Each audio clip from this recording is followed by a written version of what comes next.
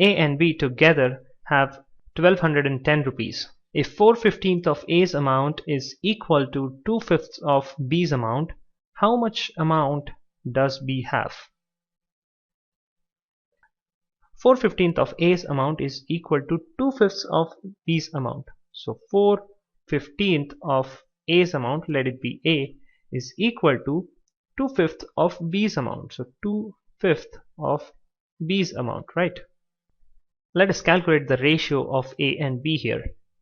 So we have A by B is equals to 2 by 5 times 15 by 4. So 2 times 2 is 4, 5 times 3 is 15. So 3 by 2.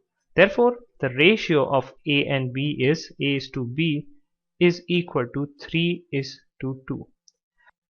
So A has 3 out of 5 parts of money, right? 3/5 of money, and B has 2/5 of money. Why? Because the ratio is 3 is to 2, and it shows that A has 3 parts and B has 2 parts, and the total number of parts is just the addition of these ratios. So 3 plus 2 is 5. There are in all 5 parts, and out of that B has 2 parts. So therefore the amount that B has is equal to 2/5 of the total money. That is 2 by 5 times 1210. This is equal to 242 times 2, which is 484. So the correct option is option number 2. Two numbers are respectively 20% and 50% more than a third number. The ratio of the two numbers is, well, let the third number be x. Now the two numbers are 20% and 50% more than the third number, and we want the ratio of the two numbers. So the first number is 20% more than the third number, so which is 100 plus 20% of x. So 120% of x upon the second number is 50% more than the third number, so 150% of x. So we have the ratio 120% of x divided by 150% of x. So this is equal to 120 upon 100x divided by 150 upon 100x. 100 and x get cancelled out. These zeros also get cancelled out. What remains is 12 by 15, and 3 times 4 is 12, and 3 times 5 is 15. So we have 4 by 5 as the ratio. So the ratio is 4 is to 5. Option C is the correct answer. The ratio of number of boys and girls in a college is 7 is to 8.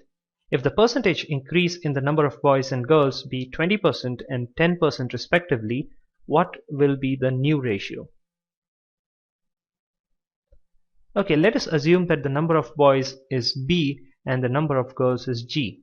So we have been given the ratio of boys and girls. So B by G is 7 by 8.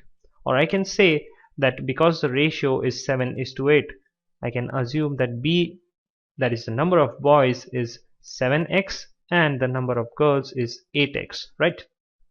Now percentage increase in the number of boys and girls is 20% and 10% respectively. So the new number of boys is B1, which is equals to 20% increase in the previous number. So 120% of the previous number, which is 7x. Now the new number of girls is G1, which is equals to 10% increase in the previous number. So 110% of the previous number, which is 8x, right? Now what we want is the new ratio, that is B1 is to G1, which is equals to, we have, let's do it right here itself. So we can cancel out the hundreds, the x, and the zeros as well. So B1 by G1 is equals to 12 times 7 divided by 100 times 8. So 4 3s are 12 and 4 2s are 8.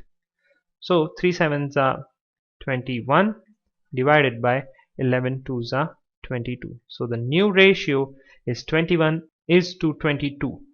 So option C is the correct answer.